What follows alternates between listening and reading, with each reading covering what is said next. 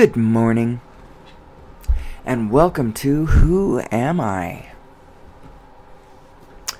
That platform where we dare to discuss who we are as human beings, where we're going, why we're here, how it works. Now, I've been approaching this previously with more of a matter-of-fact kind of a sterile, dry presentation.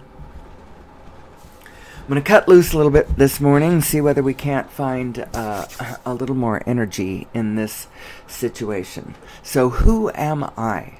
First of all, who am I? What do I mean when I ask this question? Who am I? In the broadest possible sense, in every sense that you can imagine the way this question can be asked, that's what I mean. Who am I? Who am I? How does my biotechnology function? What am I made of in this universe? What is the universe made of? How does that work? How does the universe that I am embedded in operate? How does reality unfold? How do thoughts turn to things? How do I create my own reality? Because I do.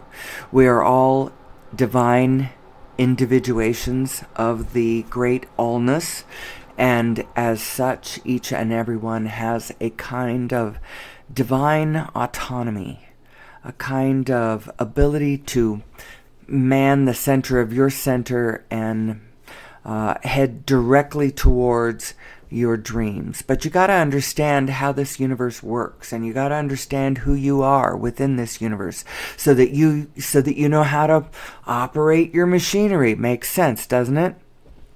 So who am I? Who am I? You are a powerful creator. You are a powerful creator, and you are creating whatever's happening around you. And you are either creating, you're driving yourself into the madness and the chaos, and rendezvousing with the ennui, or you are setting your dial to peace, and then rendezvousing with much more loving, peaceful, cooperative components to your desires and the desires and dreams of the beings around you. It's up to you. How are you doing it? How are your thoughts turning to things? And how is the way that you are focusing on what you are focusing on, how is that determining how things are unfolding around you, where you are moving towards, what you're rendezvousing with, how it's turning out for you? Is it chaotic? Is it coherent? You're in charge of that. You are in charge of your coherence and chaos. Your chaos and your coherence. You are in charge of that. That's pretty much all you have control of, but frankly, it is enough.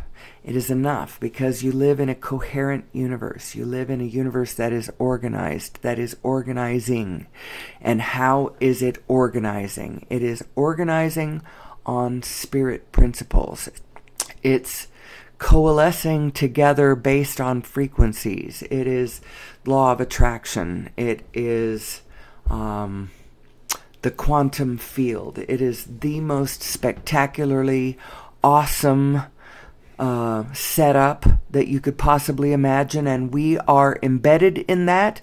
We are not only embedded in that, we are made of it. It's just the coolest thing. And the way to solve all of our problems on planet Earth is to quit, mamby-pambying around, quit going to the negative, quit feeling like human beings are a bad thing upon planet Earth, and let's get a good grip on who we actually are and what we are actually capable of.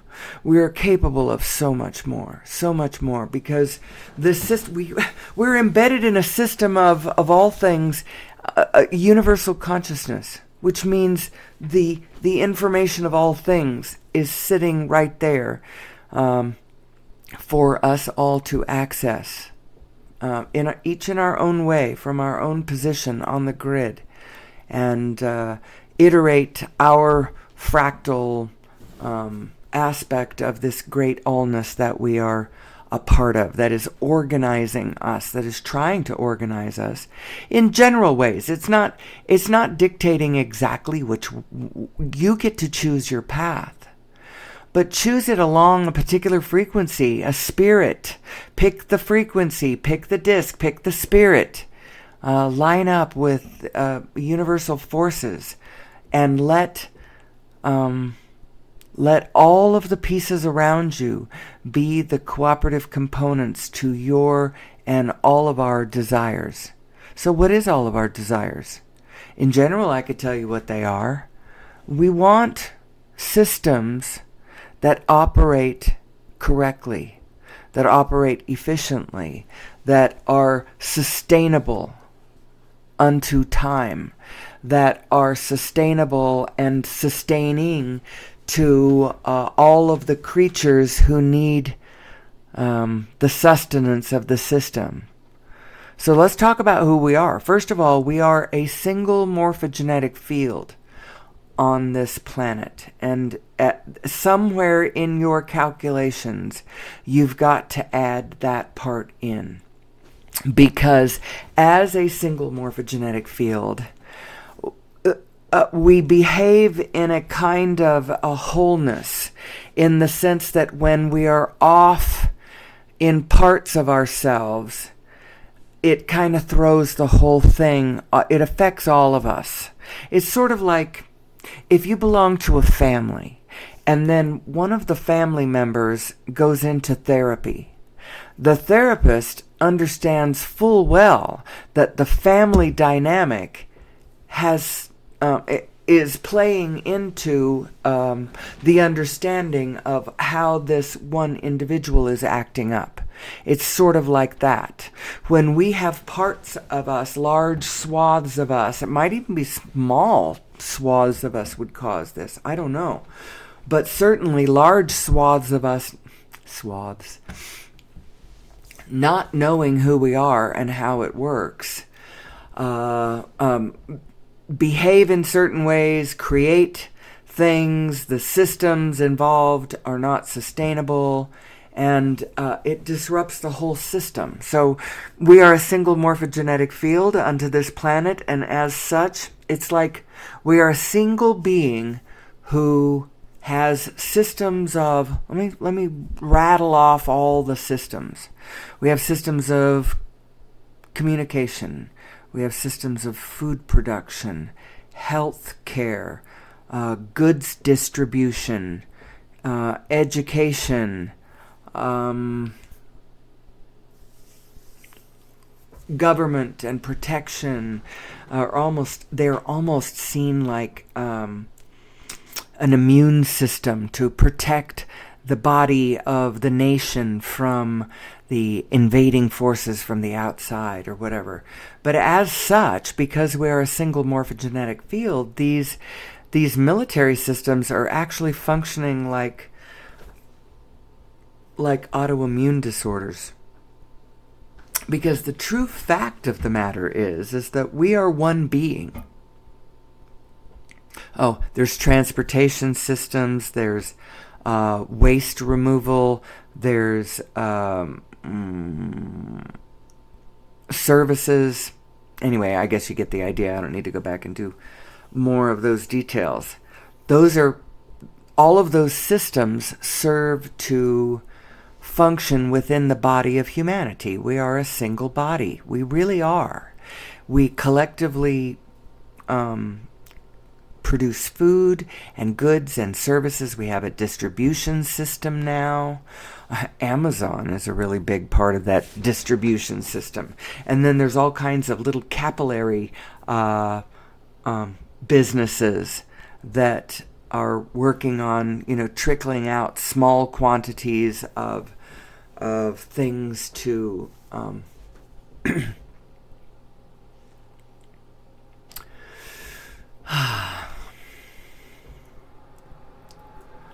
So, why am I speaking this way? Why am I talking about this? Who am I?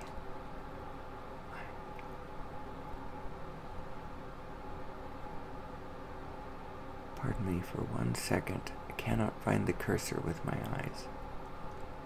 There it is. So, all these systems, and the main idea is just that we are a single morphogenetic field. And when parts of us are acting up and parts of our systems are not operating optimally, it creates waves and issues in other parts of the field. It just does. There's a lot of things going on the surface of the planet within the body of humanity that is part of its field phenomenon. We dial into it very specifically and start blaming individuals, but that's just a function of not being able to see the broader perspective. When you see the broader perspective, then you have greater clarity in understanding when you look at a single individual who is acting up, and you quit attaching blame to them specifically, and you quit vilifying. There is no villain. There is no villain. And that actually is disappointing to a lot of us in a way, because our mythologies have talked about a villain. The villain is an energy. And then people anthropomorphize that energy, and then it looks like that the villain is a person, but it's not. And the mythologies, they play out the stories with someone personifying that energy that's the problem, but it's the energy that's the problem. It's not the person. And but because we possess divine autonomy, because we have such control over our situation, that's how come you have victim blaming. That's how come you end up in a situation where you have a church where every time something goes wrong, everybody looks at themselves like, oh my God, what did I do? What did I do? Why is this evil befalling me? And everybody assures you, oh, it's not your fault. It's not your fault. It's just, but it is the victim's fault. But having said that, now, I hope nobody takes that out of context. Somebody will. Somebody will take that one little bite. It is the victim's fault. And, do something with it, I'm sure. But it's not my job to worry about the wickedness out there. It's not my job to worry about those who might take something that I'm saying out of context. The reason that the way I'm going to soften that is that there actually is no blame involved. Let's just take blame right out of our lexicon, because it's not blame we're looking to assign. It's understanding we are striving to reach. And the fact is that there isn't anybody to blame. There's no villain. The villain is ignorance, and the villain is polarity. Those are the two things that are actually the villains. They are not a particular person, although you can find people who are carrying this ignorance and wielding this, they're carrying the polarity and the ignorance and acting out in the destructive force. They become the destructive force around us. That's how these energies work. Think of them generally in terms of energies and frequencies, instead of assigning specific villainous blame to individuals, because that's not actually what the problem is. And we could play whack-a-mole all day as you swat down the specific villains, but if you don't tackle this situation at the level at which it came into being, at where the energy that's actually responsible for playing this scenario out, the vibration, if you will. It's a frequency, it's a vibration, it is, and there's a particular vibration that is responsible for certain things that happen.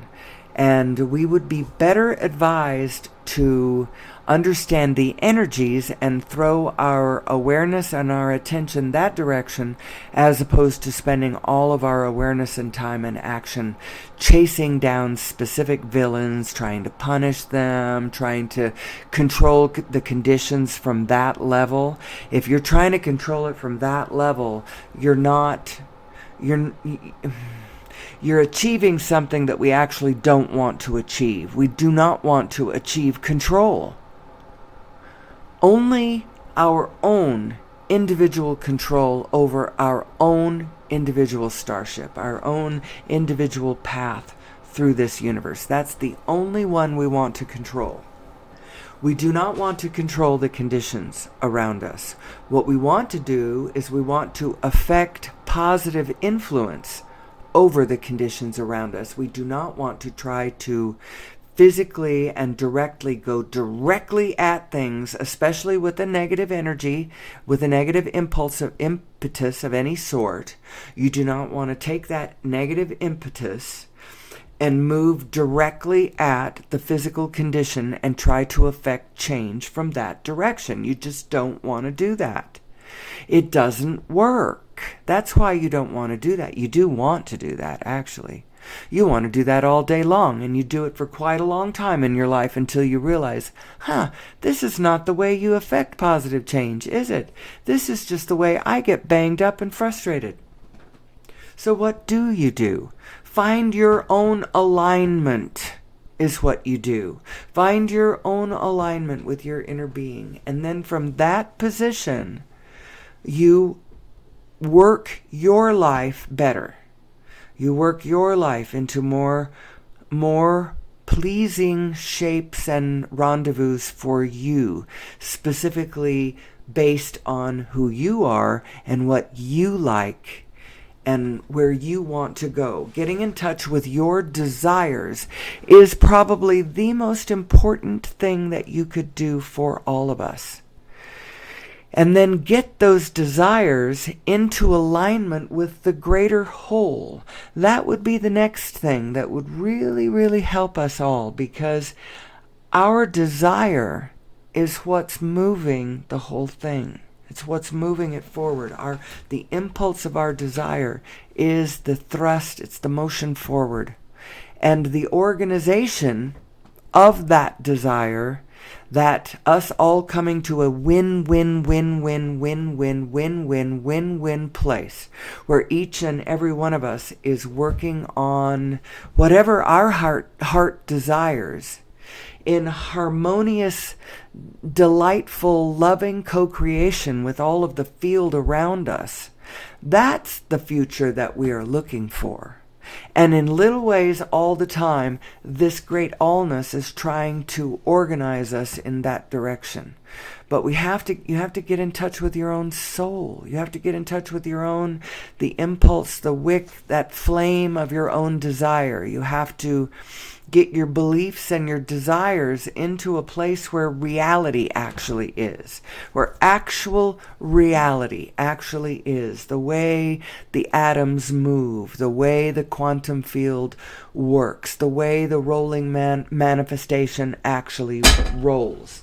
You need to get all of that, your analytical mind lined up with reality, and your heart and your mind in alignment with each other. Heart-brain coherence, where your heart, the little brain in your heart and the big brain in your head are lined up in a similar, they're thinking the same thoughts, they're in the same frequency, they're in full cooperation with one another. That's the state that you need to get yourself into. And then from that position, now gaze out into the world around you and pick your target. Dial into some specific something that you are interested in and go for it. Go for it because it feels good. Go for it because it's fun.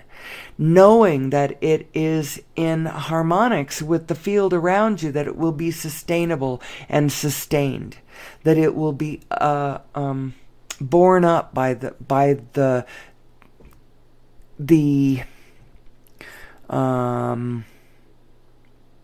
the desires around you in the field that are in resonance with your desires. That's how you get the whole thing, the whole engine working for you. That's how you do it. Get your desires lined up with the general desires of the greater field. And how do you do that? At first, we'll get off of the specifics that are causing you to think that it's not possible. Because it is possible. You're just focusing in on it in ways that it isn't possible. So, and you're barreling right straight across resistance, that you need to find the path where the resistance isn't. Because, you know, when they say resistance is futile, I always thought it was for a different reason. But it's true. Resistance is futile. Resistance is not the path you're looking for.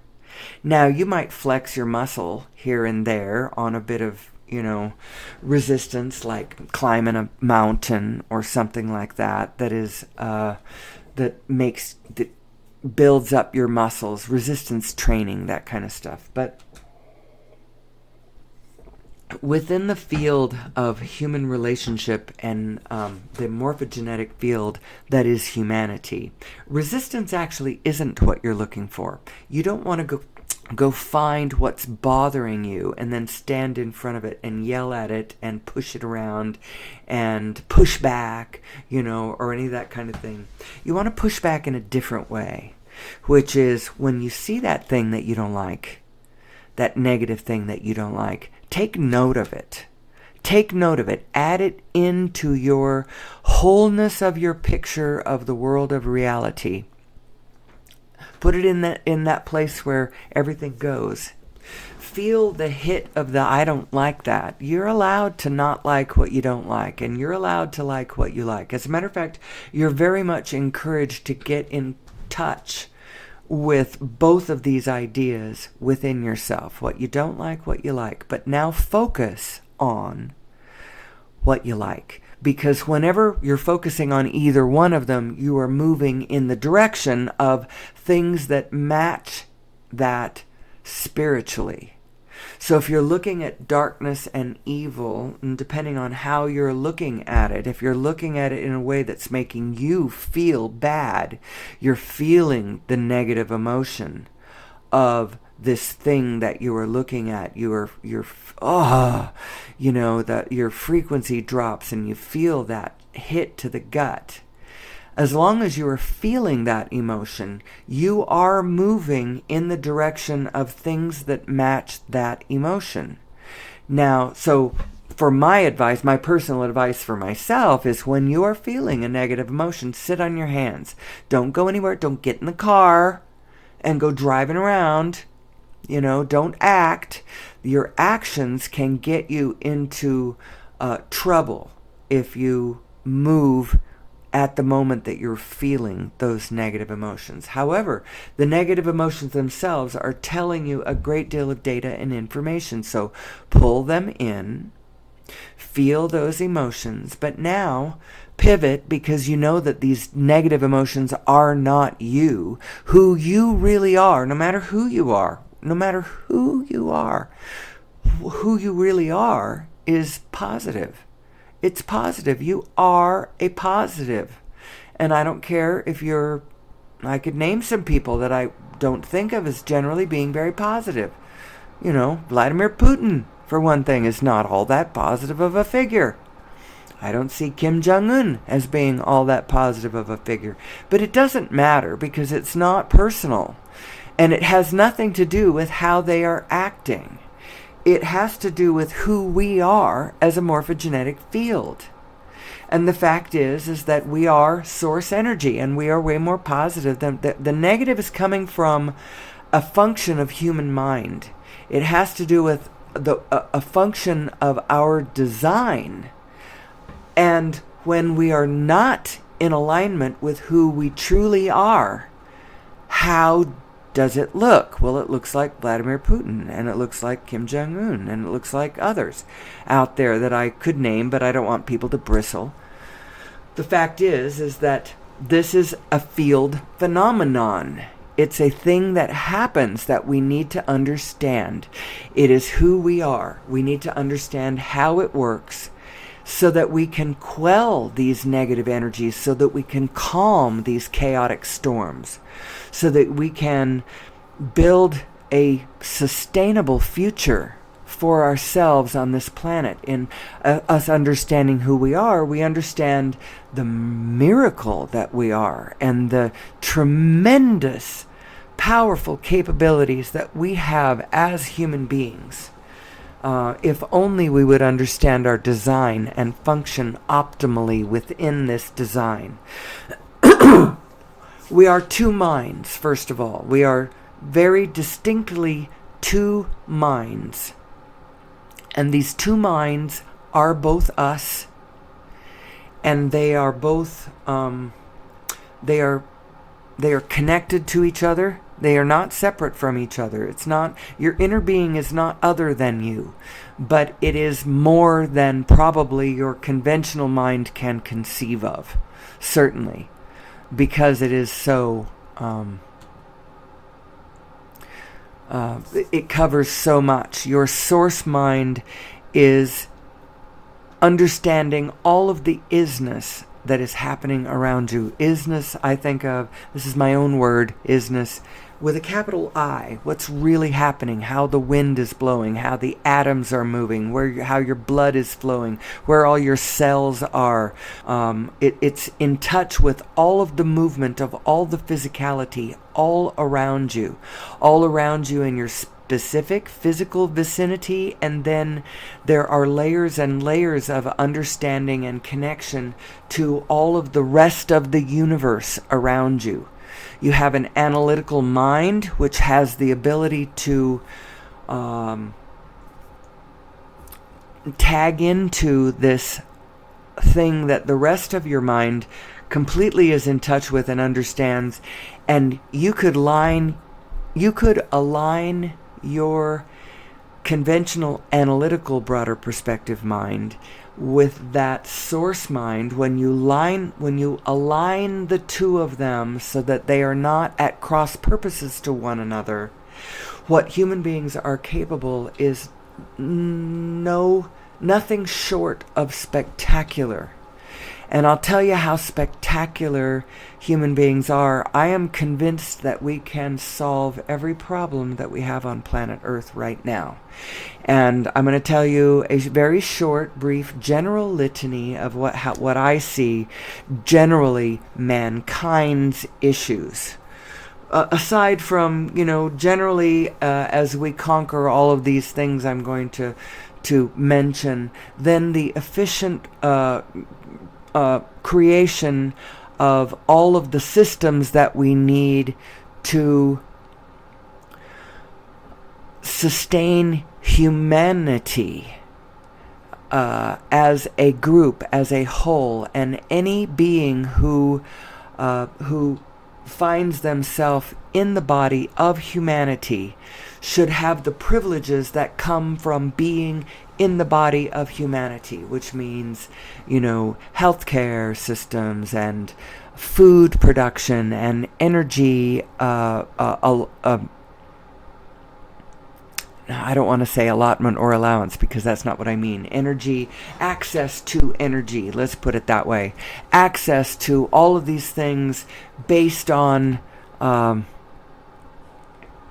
I am getting ahead of myself. I am describing utopia. When we get there, this is what it's going to look like. It's going to be all of us plugged into source instead of operating by plugging into each other, learning how we're designed and how to function, how our individual system functions, how to plug into source energy, both figuratively and literally, to provide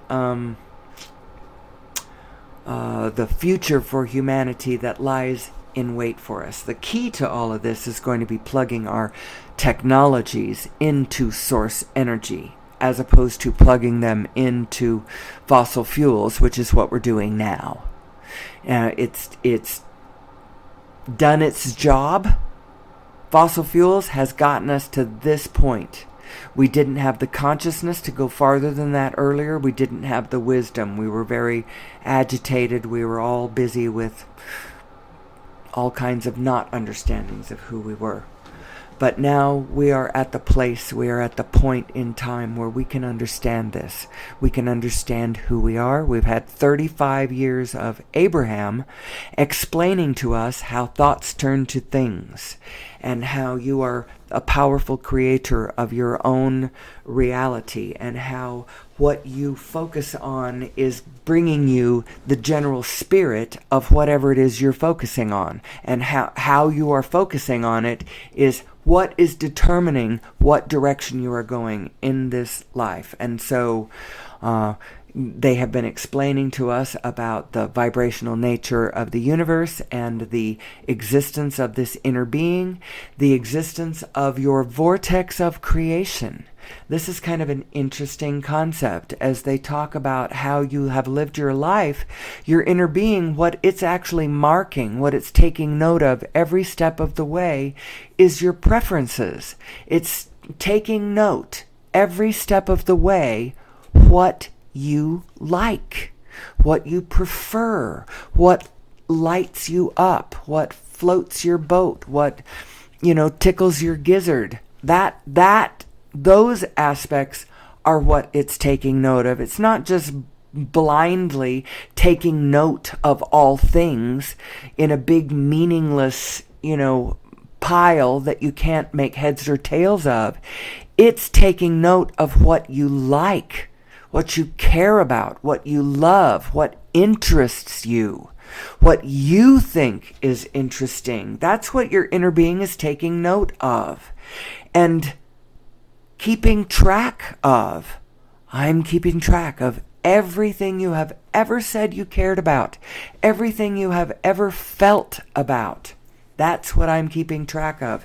And I've got it in a place where it's so since you took note of it, it's been in motion, and playing with all the rest of the cooperative components around you. And your inner being has been keeping track of where everything is. And the way it can is because it's all spin. It's all spin, and different things are spinning at different rates, but it's all originating from a single spin, a single singularity, the singularity of all singularities. It's the center of the center of the center of the center of the center of all things. And you have that center. And if you get into the center of your center and man your equipment, man your machine, understand how your inner being is speaking to you. It's speaking to you through a vibrational frequency, and you've got to tune into that frequency in order to hear what it's saying. What is this frequency? Well, it turns out it's a frequency of peace, of love, of kindness, of open-minded, heart-singing awareness of all things. It's like the coolest freaking frequency. Dial into it, and the good ideas start coming to you. The cooperative components start falling into your experience. So that's why it's so important for us to understand who we are. Who am I? Who am I? Who am I as a powerful creator? And how is the way I am looking and the way I am feeling, how is that leading me and therefore all of us, into light or dark places? It really matters what state of being you are in.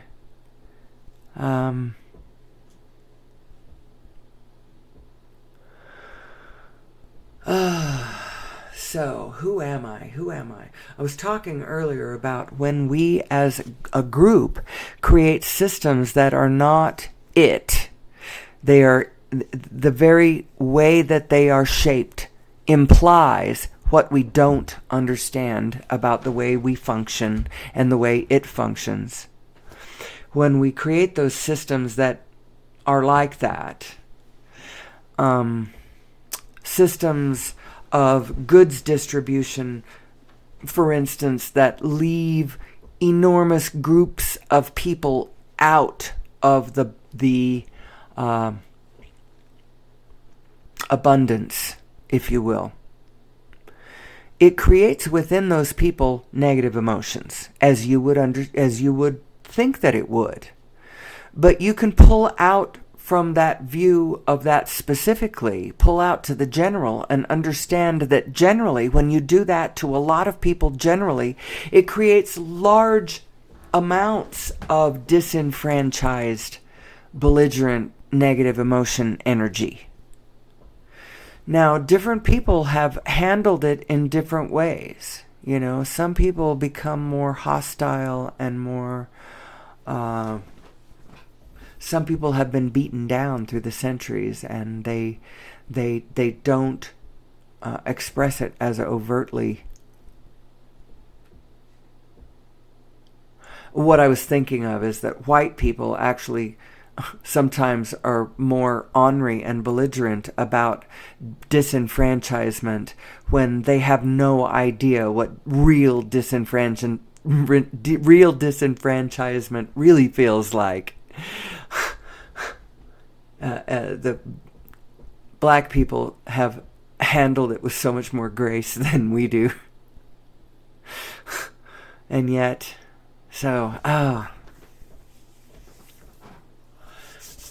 who am I? Well, we are one morphogenetic field. There is no us and them. Black people, white people, mean people, nice people, rich people, poor people, all of us, we are one being, and there is no villain. The general enemy turns out to be things like ignorance, and I mentioned another one, polarity. Polarity in the field. The very notions of us and them are a problem. That's what the problem is, and that is caused by a particular kind of focus, which is caused by an ignorance of who we are. When you do not understand your own emotional guidance system, when you do not understand that you are a positive being, you are a positive being, and I don't care what a sad sack you are, I don't care how evil and angry and manipulative or self-centered or whatever that you are, it does not matter. You are a positive person.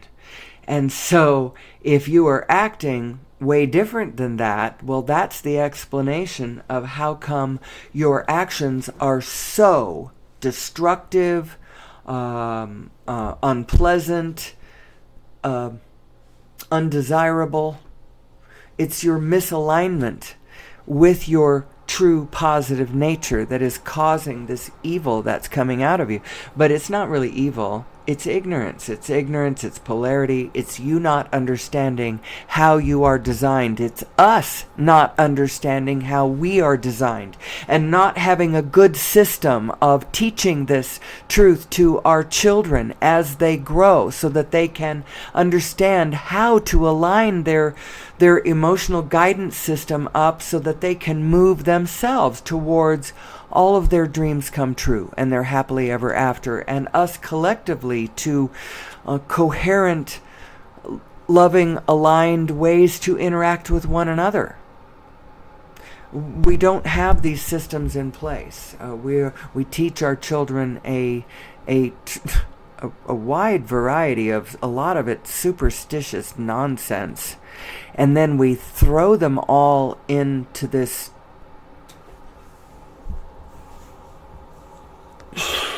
mixed bag of existence and, tell them to go bang it out with each other.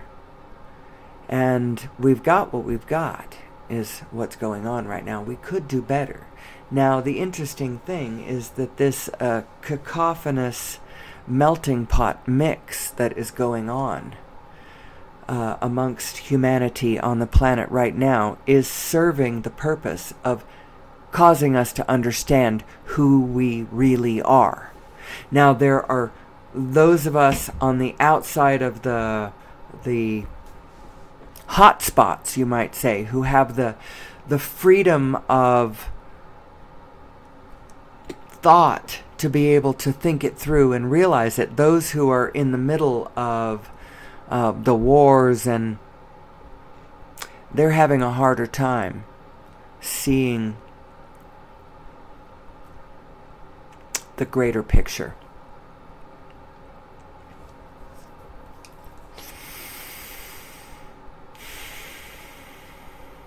I don't know how any of that is going to sound from the outside.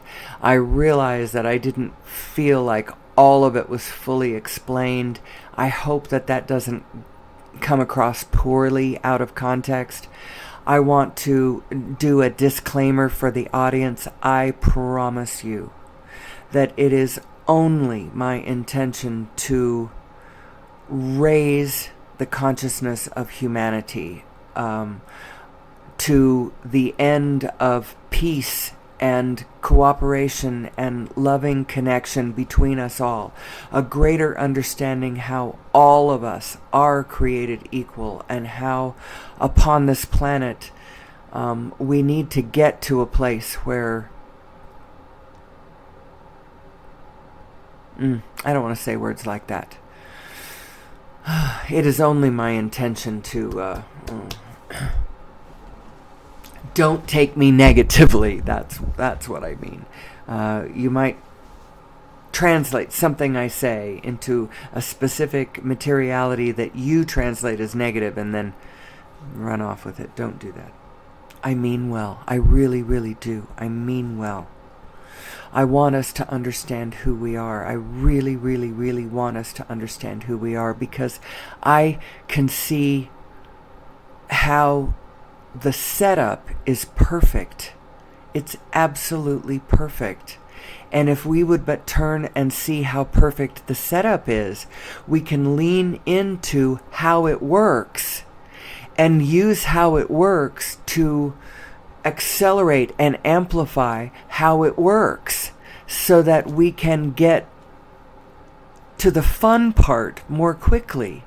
I want to get past this suffering. I want to get past this place where all of us feel like just being a human being on planet Earth is killing it.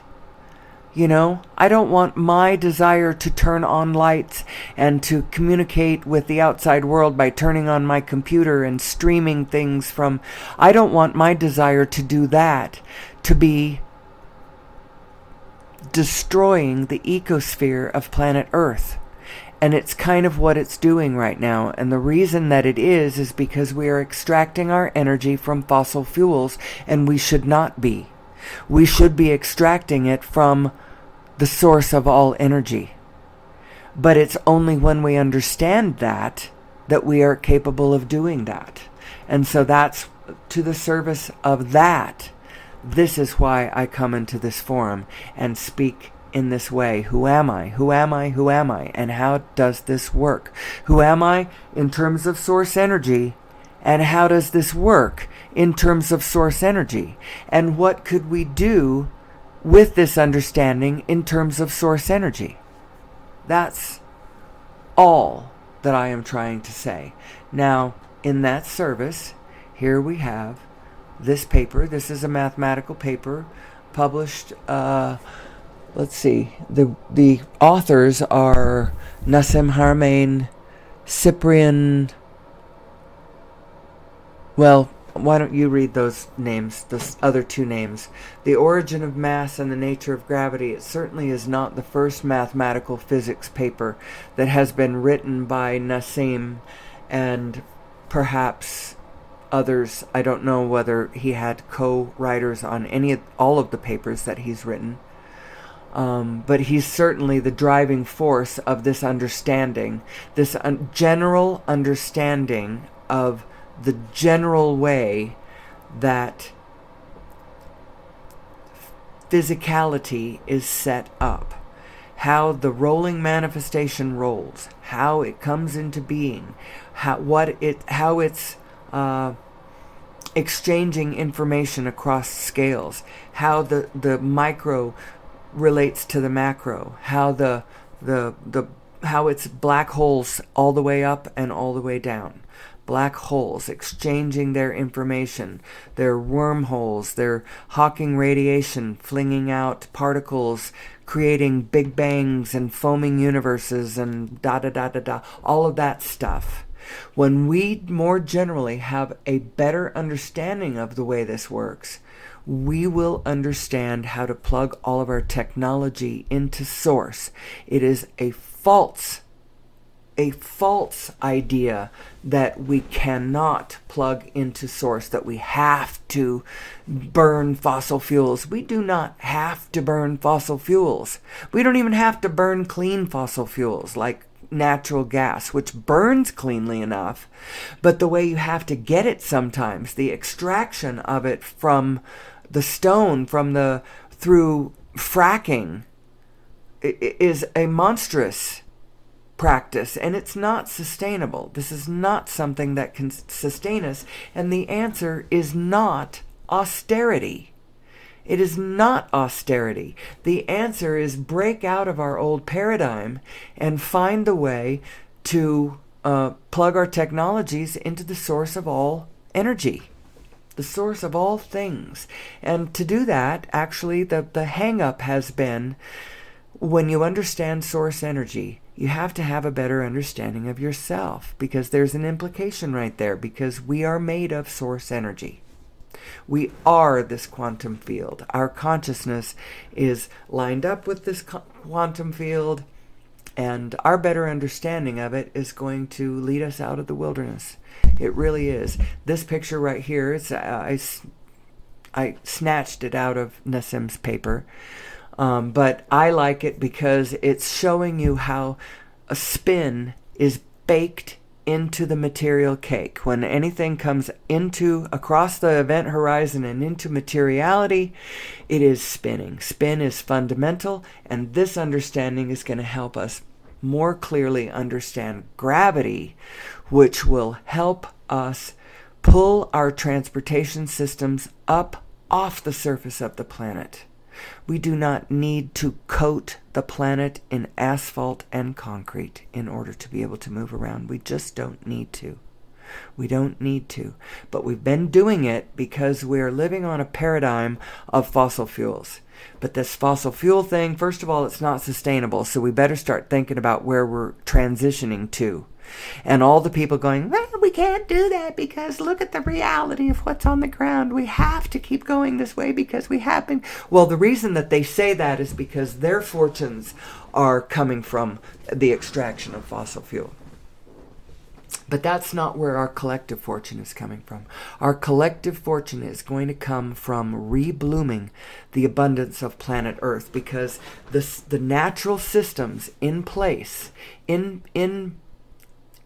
biological physicality, in the dynamics of biological physicality, if we work within the paradigm structure of how it actually functions, we can re-garden this planet. We don't have to worry about carbon footprint, and we don't have to worry about the garbage that we create, because with unlimited free clean energy, we can recycle. We can come to understand everything that we do. Actually, we possess the technology already to clean up planet Earth. What we don't have is the energy source to do it cleanly, because every step that we make to clean it up using fossil fuels, we take 2 steps back in the dirty energy that we use to. So like things like, we know how to resequester carbon dioxide from out of the atmosphere. We could put it back in the ground, but it takes energy to do that. And if you're using fossil fuel energy, then at the same time that you're resequestering carbon with the one hand, you're belching it out with the other hand, more than you're resequestering. So that doesn't work. We can desalinate ocean water, but in order to rebloom things like the Sahara Desert, which is growing, we could make it shrink. We could shrink the desert instead of growing the desert. But we need water to do that, and we can desalinate ocean water, but it takes a lot of energy to do that. And so it's not really, it might be sensible to desalinate ocean water using, your solar panels out at that resort, blah, blah, blah, blah, blah. But truly, to tap into a real viable energy source that we could recycle Garbage Island. Our very stopping of burning fossil fuels will make the skies clear up very quickly. Very quickly. For just a minute. Back in 2020, we made the skies clear. We proved that. We cleared the skies for just a minute when the factories went silent for just a minute. And the problem is not the factories. The problem is the energy source. Because every harm that we potentially create from our activities, we could ameliorate if we had free, clean energy at the point of desire. I call that POD, for all human beings upon this planet. I mentioned the growing deserts. That's actually being caused by people who have no access to any kind of energy source. And so the only thing that they have in order to cook their food, they have to cut down the wood and stuff, the very marginal bits of biological stuff that manages to live in their space on the edge of the desert. They have to cut it down and burn it to cook their food, and that's making the desert grow. If we could tap into a different energy source, there's all kinds of things that we could do. We need to dream big. One of the reasons I really, really, really do not want the Democrats and the Republicans to get together on any kind of infrastructure plan is because the infrastructure plan that they would come up with would be a direct next step. It would just be an extension of the infrastructure that we already have. It would be an infrastructure of the kinds of it would be an extension of the infrastructure that the kinds of infrastructure that we already have. It might go to 5G. Ooh, isn't that the leading edge in communications technology? It really isn't, actually.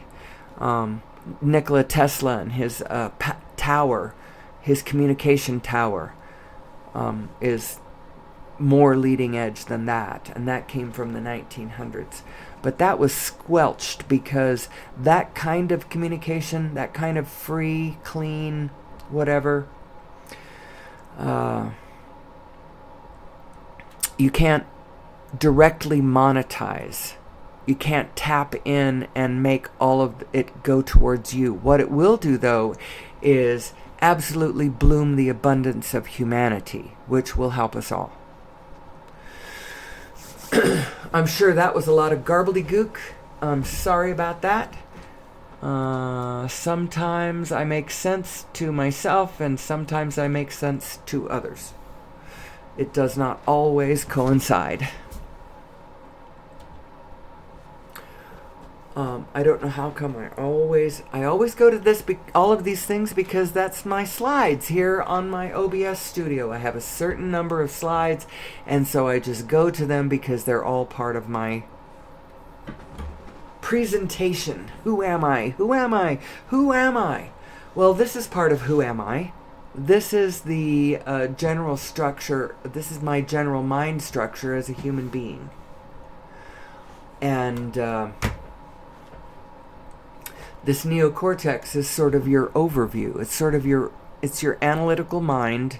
It's your overview mind. It's you in your physical body and your physical brain. This is the thoughts that you think. Now, this is not disassociated from your inner being. This is just your conventional brain consists of this. That neocortex layer, 76% of that volume, of that aspect of your brain, comes from, and this is very interesting, I say it every day, it comes from human chromosome number 2, which you can see here. A paper was written about this back in 1991, identifying the characteristics of this human chromosome number 2 and concluding that what you're looking at here is the fusion of an ancient, it's a ancient fusion of 2 other chromosomes. Here it says it's the relic of an ancient telomere to telomere fusion and marks the point at which 2 ancestral ape chromosomes fused to give rise to human chromosome number 2. So what does this imply? What is this implying? You can disagree with this all day long. You can think whatever thoughts you're completely entitled to come to whatever conclusions that you want to come to. As a matter of fact, you're encouraged. You have to come to your own conclusions. We all have to come to our own conclusions. But what this looks like to me is it looks like we were genetically modified. That is what the secret about what human beings are. That's the secret. We were genetically modified some time ago, and it explains why we can fall out of alignment with our environment so easily. We did not naturally evolve with our environment. Somebody gave us a little nudge forward. They gave us a little nudge. And I don't know why they did it. I don't know if they knew what was going to happen, whether it was an experiment or a formula, a known formula, whether I don't know how they think of us. Are we their children or their servants or their slaves or their teachers were we a bet? Are we a bet? Are we an experiment? I don't know. But this right here implies that we are genetically modified. Now, whether we are or whether we aren't, our configuration is still what it is. And the inner being still, the quantum field is still what it is. And the universe, the holographic universe is still what it is. And that's all very interesting and perfect. Now, I would just say that if you're interested in such things, go take your inquiring mind and answer those questions for yourselves. Who are we? Who are we? Where did we come from? How did we get here? What are we doing on this planet? It doesn't seem like we are just living seamlessly, blamelessly, perfect, harmonious lives with the ecosystem around us like the rest of nature does more naturally. That's not what we're doing. So what are we doing? And where did we come from? And what's this all about? I actually think at this point that what it's all about is, as we come into a place where we understand who we are, then we come into a place where we understand how to solve our problems and get to a place where we can rock this planet, or we can turn this planet into a rock. I see that those are kind of our two choices. And the one future is us dancing and playing together in such fun and abundance. We learn how to lift our transportation systems up off the surface of the planet. Then it's easier for us to go visit each other. Because I'm telling you, that's what we like to do. We like to go visit each other. We like to see how other people live in other places. We like to see scenery that is new to us. We like to play with each other. We really love to play. We love to go visit each other and play and taste each other's food and buy each other's goods. We like to see how each other dresses, and we like to explore our collective history. There's all kinds of things. We love to do that sort of thing on planet Earth. And we could make all of what we do be about that. Align our communication and transportation systems, our food production systems, and all of that. We could align it all with all of humanity across all of the planet and what we all like to do. we could do that. And as a matter of fact, I believe that that's where we are headed. But in as far as we don't understand this system, and we don't understand that the path offered, the optimal path, the one that God really wants us to go down, is a path of lesser resistance. You find the place where the confrontation isn't, where the blessings are, where the love is, where it naturally flows. That's the feeling you're looking for. Let go of the oars and let God help you sort it out. What do I mean when I say God? When I say God, I'm talking about the allness, the organizing force of the whole, the Almighty, the great organizer, which turns out, interestingly enough, from an analytical standpoint, this great organizing force is simply spin. It's just spin. It's spin coming out of spin, coming out of spin, coming out of spin. And on the one hand, there is an infinitude of individuated spins. You couldn't count them. There's so many, you could not count them. It's every atom. It's every proton. It's not just every planet that's spinning. It's every atom that's spinning. It's every proton that's spinning. And there are so many across. You couldn't even count all the stars, let alone all the planets let alone all the grains of sand on every planet, let alone every proton. You can't. There's an infinitude of spins, and yet they all spring forth from the same spin. There is the singularity of all singularities at the heart, at the center of the center of the center of the center of all things. There is a point that we all share. There is a point where all the information is, and you don't have to go anywhere to get it. It's at the center of the center of the center of the center of that spin. When you get to the center of your center, you get to that place where everyone is. And that's the mysterious wonder of this fabulous universe that is both absolutely analytically understandable and yet so freaking mysterious and complex and wondrous, and that it's beyond your comprehension at the same time that you can kind of understand this. I mean, it's a very, very cool universe we live in. So right here, I always bring this in as part of the presentation too. I find it an interesting aspect. These are cymatic patterns, and the cymatics is the study of the relationship between vibration and form. That's basically what the study of cymatics is, pioneered by a man named Hans Jenny, who these are digital patterns created by piping a frequency through some kind of digital device that then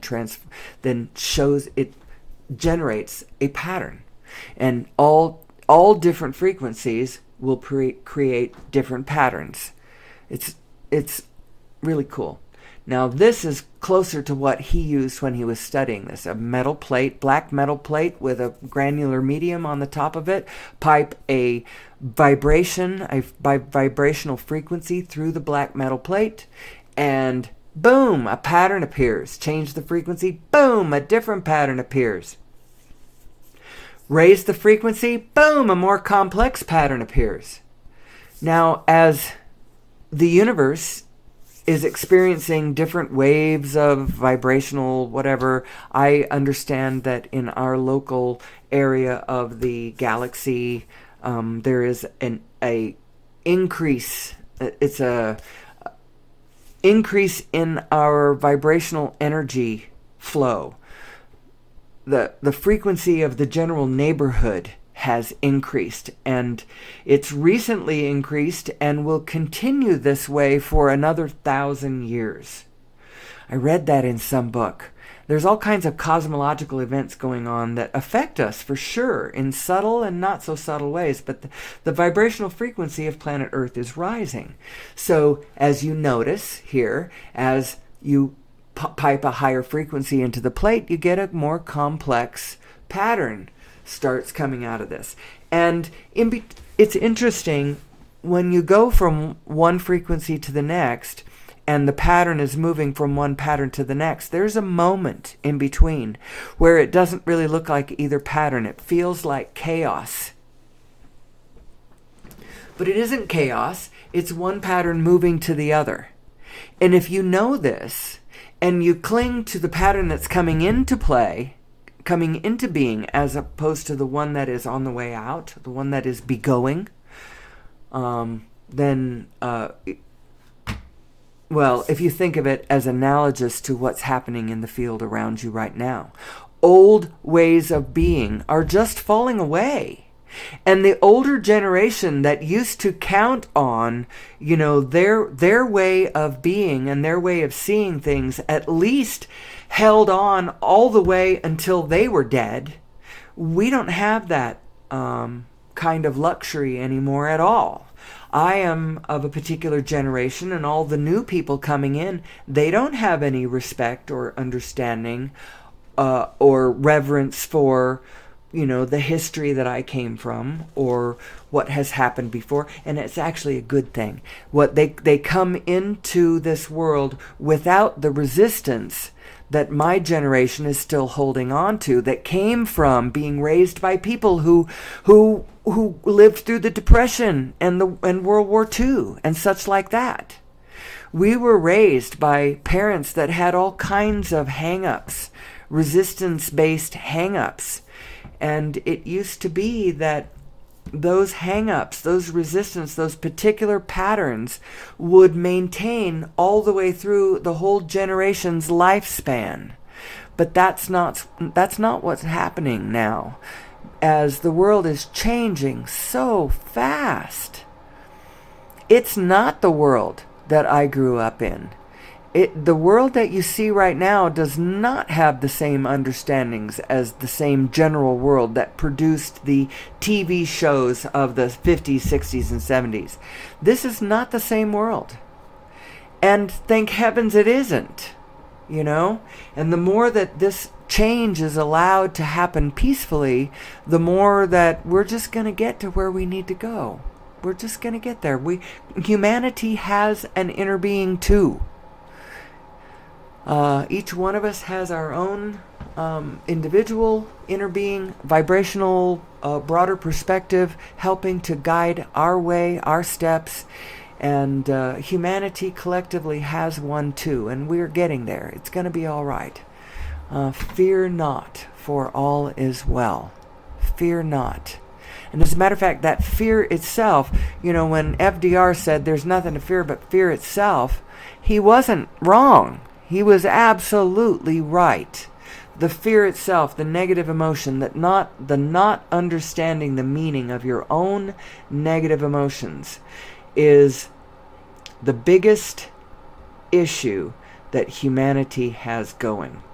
We do not understand our own design, and we are designed. We are designed beings. So what is the meaning of your negative? What is the meaning of your emotions? Your emotions are your inner being guiding you. And what is it trying to guide you to? A general spirit. It is a particular frequency that it is interested in you being in. Because you can pick anything from within that frequency, and it will be harmonic with the rest of the group. It will be in alignment with source energy and the organization, the greater organization of the greater field. But it has to be in a particular frequency. Anything positive, because that's who you really are. You really are positive, and the negative is not an indictment on existence itself. Your negative emotions are not an indictment on whether you are good or not, or any of that kind of stuff. Your negative emotion is just telling you that you're thinking thoughts that is ignoring your inner guidance system. You thought a thought, it caused a negative emotion, and instead of you understanding your guidance system and immediately going, oh, that negative emotion is telling me that thought is not helpful. That thought is not going to lead me to what I want as my inner being understands everything that I want. That thought isn't going to take me that way, so I'm going to pull back to the general and see if I can't get another run at it, see if I can find a way to find a positive thought, because only positive thoughts, as I dial into this, specifically into this grid around me, only positive thoughts are actually leading me towards what I want. Negative thoughts are leading me away from what I want. Now, generally speaking, what humanity wants is humanity wants to understand what it is. Humanity wants to understand itself, and it really needs to understand itself, because if it continues to not understand itself, the biggest problem that happens within the field of humanity is this thing that Carl Jung called authoritarian psychosis. It's a kind of psychic blindness. Paul Levy calls it Wetiko disease. It is a field phenomenon, and it's a thing that happens within the body of humanity when we do not understand who we are, when we don't understand how it works, when we misunderstand that we are dreaming. We are dreaming our reality into existence. And when you persist in focusing on the negative, believing the negative, following the negative, acting from the negative, you are nightmaring our reality into being. You are not dreaming it into being. And so what's the answer? You've got to dream more. You've got to take your mind into a place where you're just resting in what you like and what you want, and find a way to believe that it is possible. And if you don't believe a specific thing that you want is possible, then move your beliefs around, because it truly is true that what you want can come true. And if you don't believe that, then you don't have reality configured in your mind correctly, and you're thinking that it's something that it isn't, and that it's impossible when it is possible, or you've got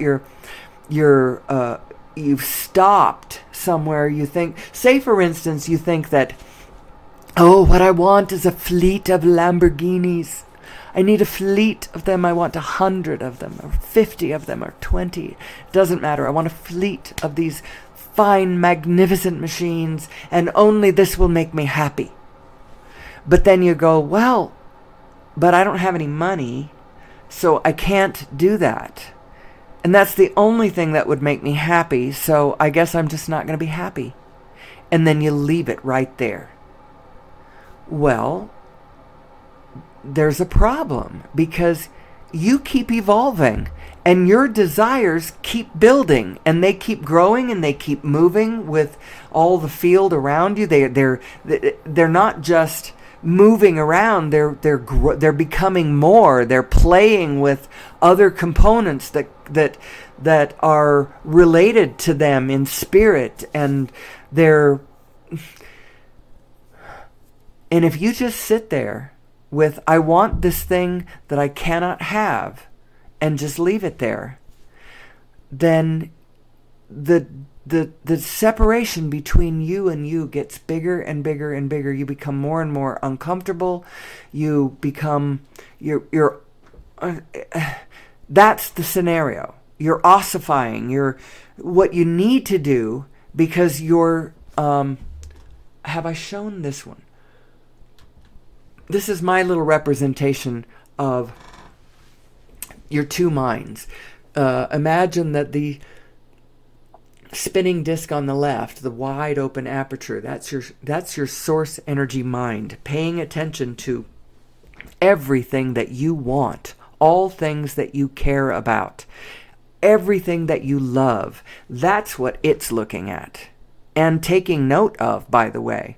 She likes this, she loves that, she cares about this floats her boat, this makes her, all of that. That is what your inner being is looking at. It is looking at everything that you like, everything that you want, everything that you love.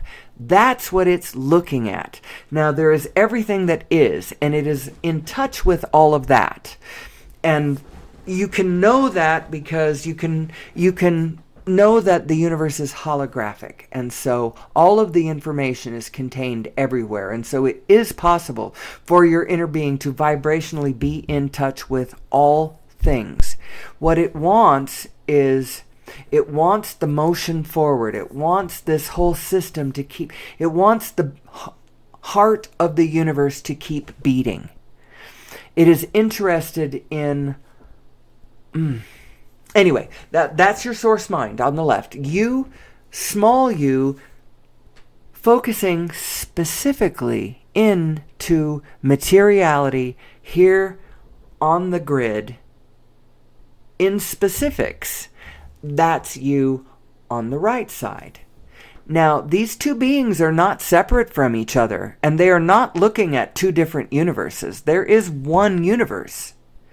And one is just looking at it one way, and the other one's looking at it another way. And when you in your smallness starts looking at things that are not the things that you like, when you start looking at things that are the things that you don't like, there's a frequency difference between you and your inner being, because your inner being is only looking at things that you like. And if you are not looking at things that you like, but rather fascinated and morbidly focused on things that you do not like, that's what's causing that sensation that you're calling negative emotion. It's that frequency difference between your inner being's looking at what you like, and you are looking at what you don't like. Isn't that interesting? I've never heard it put that way, and I have never put it that way.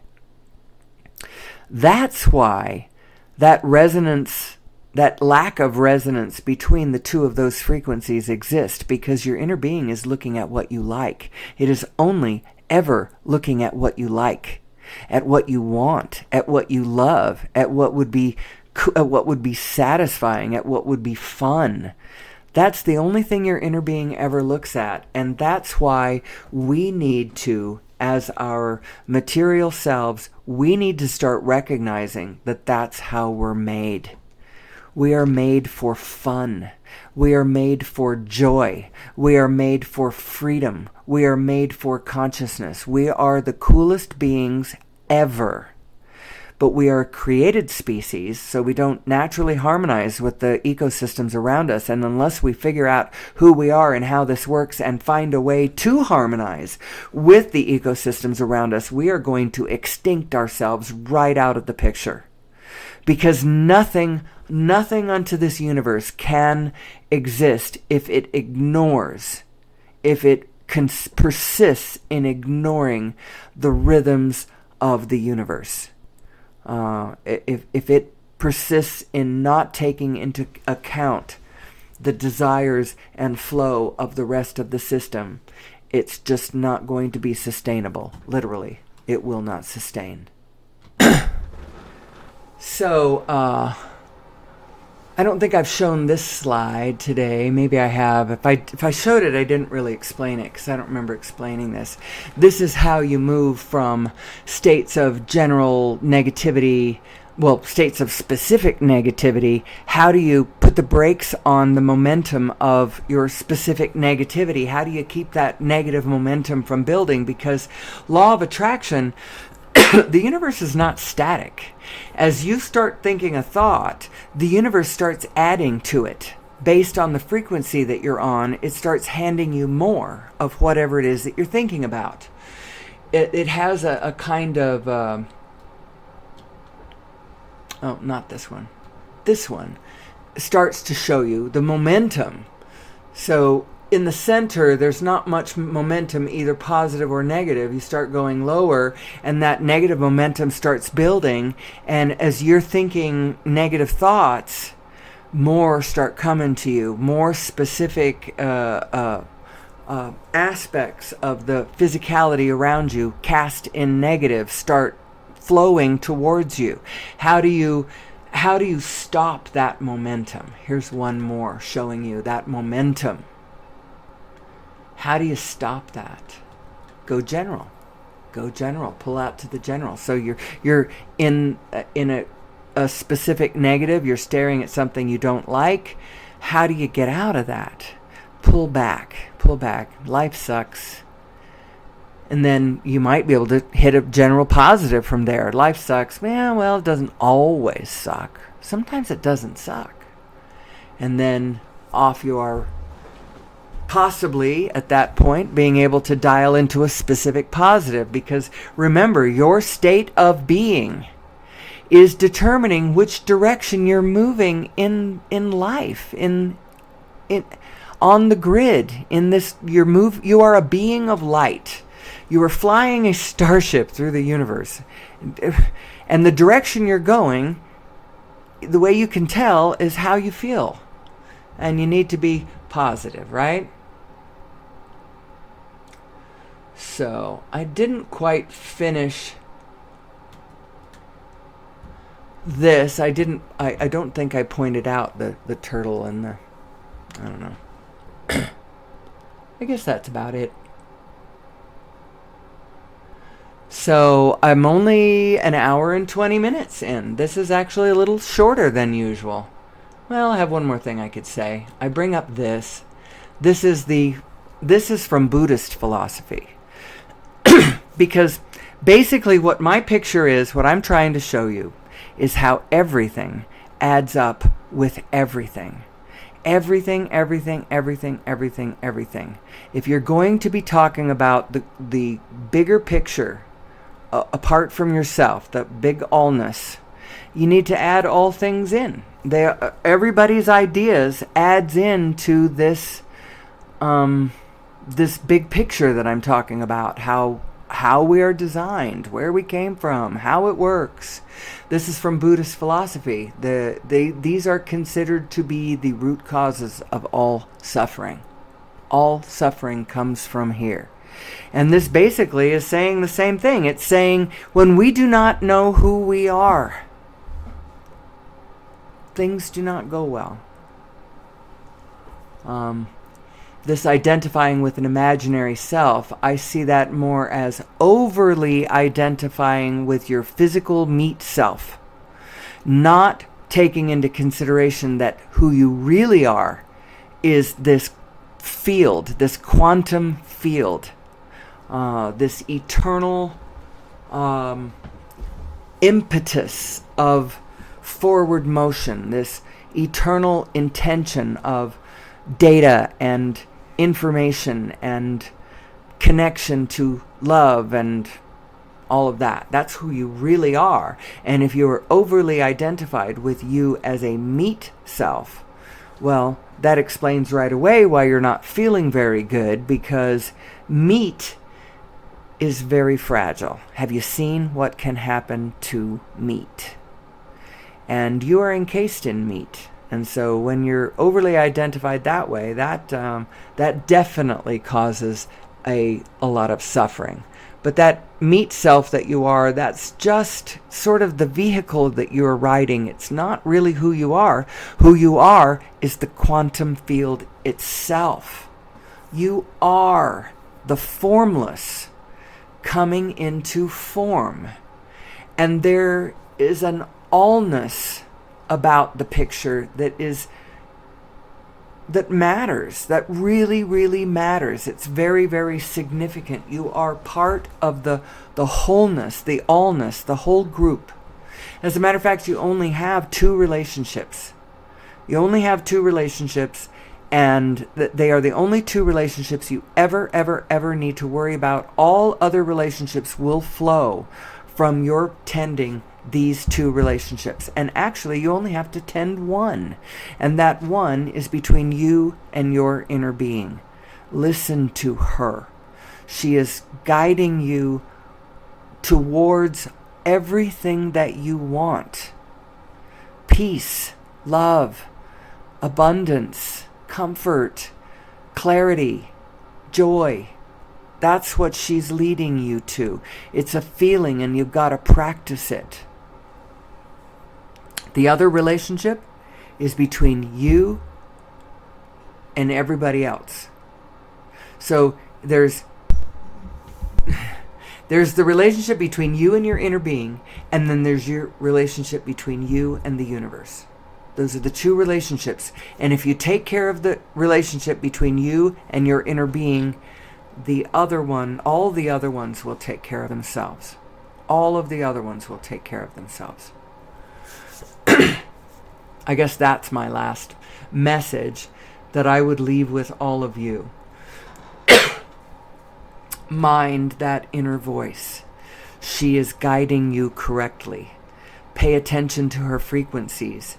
Spirit first, and then alignment first, and then frequency first, and then state of being. Mind your state of being, and then take the impulses. When you take the impulses from a negative state of being, they are scrambled, chaotic impulses. They are not clear. They are not clear, loving, kind, supportive, cooperative, peaceful frequencies that harmonize with all the rest of the group. They are a storm of chaos, small and large. So that's what I'm going to leave you with today. It looks like we're coming up on 1 hour and 26 minutes. It'll be just under an hour and a half. That's not too bad. So until tomorrow, when I will come back and do the same thing. It'll be Groundhog Day yet one more time. Until then, I bid you... What do I bid you today? Let's go with joy. I bid you joy.